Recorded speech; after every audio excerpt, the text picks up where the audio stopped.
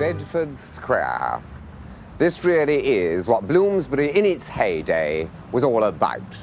Lovely rows of Georgian houses surrounding a garden. The garden itself providing an oasis against all the hubbub of urban life, and aesthetically pleasing as well. These marvellously elegant Georgian houses are a superb example of how the great families of England, in this case, notably the Russells, Dukes of Bedford, laid out their estates. It's seen some extraordinarily famous people. The home of Forbes Robertson is here, the Lord Chancellor of England, Lord Eldon, lived here, and on that side, Lady Ottoline Morell, who threw those marvellously extravagant and opulent parties for the cognoscenti of the day. But my view of Bloomsbury begins somewhere else and is a little less grand. Cromer houses, where I came to live when I was very young. And from that window where you can see the red geraniums, I used to throw flower pots onto the heads of the unsuspecting passers-by, and one of them happened to be Florrie Plume, who was a great friend of my mother's, and she said afterwards, "It was only wearing that thick felt hat that saved me from a terrible injury from your boy."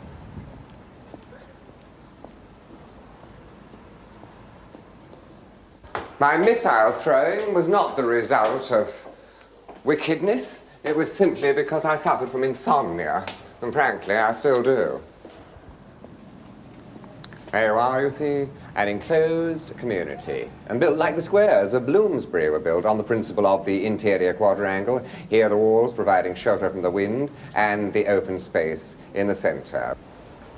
I'm not trying to romanticize these living conditions, of course. When they were built, there were no bathrooms, and my mother had to make do with one tin bath hanging up behind the kitchen door, and of course the rooms were cramped, but they were not jerry-built. They've stood the test of time marvelously, and on these balconies there was a great deal of good neighborliness, and probably a lot more friendliness than you'd find in your present modern high-rise blocks. And we didn't have far to go to school.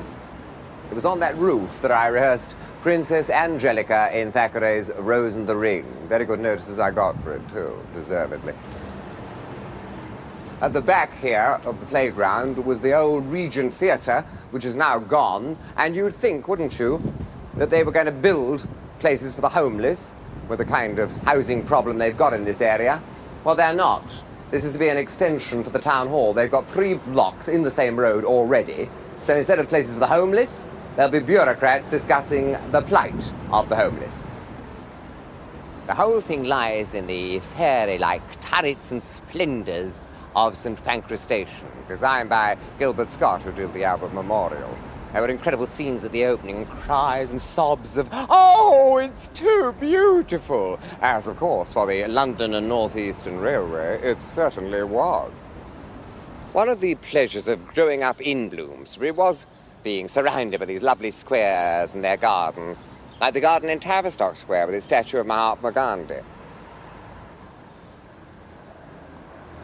When these estates were originally laid out, the great landlords, like the Russells, leased the houses rather than sold them in the interests of preserving the symmetry of the squares and the architectural harmony.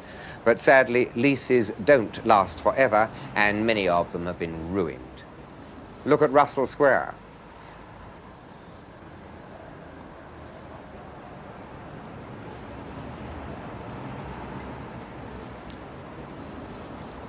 On that side, there's nothing now except a vast sort of laboratory in concrete for London University.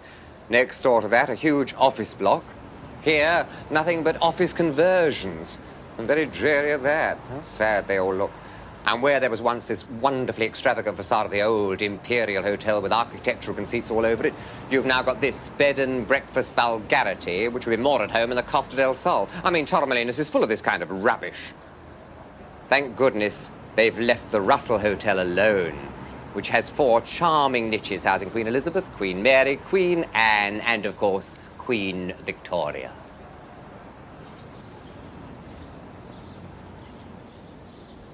Woburn Square has been hopelessly bashed about, and by the London University, because not content with taking over houses for departments of this and departments of that, they've actually bashed the houses down, and to make way for what? Well, this sort of thing, which doesn't even belong in an area like this.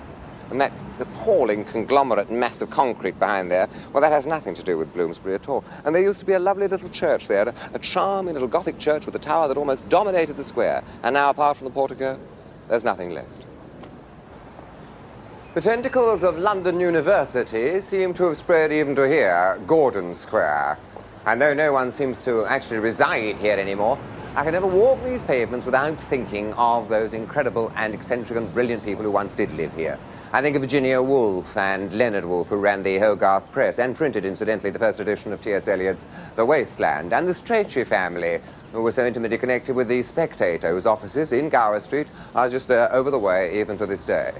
I once knew a lady who had to read to old Lady Strachey, who was rather deaf, and she said, I called out to her, I won't bother with the chapter headings, Lady Strachey. And the reply was, well, they're the only bits I enjoy.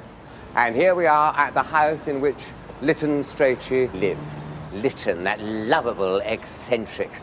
I think of Lytton at the Conscientious Objectors Tribunal with his inflatable rubber ring saying, it's the piles, the dreadful piles.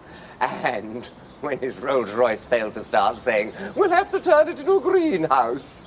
The Lytton Stracheys and their friends, Maynard Keynes, Roger Fry, E.M. Forster, all of them seem to epitomize Bloomsbury intellectually. And within a few yards of here, the architectural apotheosis of Bloomsbury itself, the British Museum.